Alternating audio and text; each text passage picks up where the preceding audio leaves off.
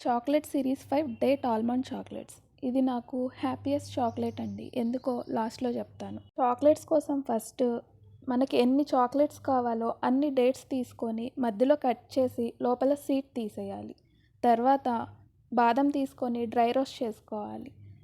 ఆ సీడ్ తీసిన ప్లేస్‌లో బాదంని పెట్టి కొంచెం గట్టిగా ప్రెస్ చేసి క్లోజ్ చేసుకోవాలి. అలా అన్ని డేట్స్‌లో పెట్టిన తర్వాత బాదంని మిల్క్ కాంపౌండ్ తీసుకొని మెల్ట్ చేసి డేట్స్‌ని కాంపౌండ్‌లో డిప్ చేయాలి. డేట్ మొత్తంకి చాక్లెట్ అయ్యేలా డిప్ చేసి ఒక ఫోర్క్ మీద పెట్టి ట్యాప్ చేయండి. అలా చేయడం వల్ల ఎక్స్ట్రా చాక్లెట్ ఉంటే వచ్చేస్తుంది.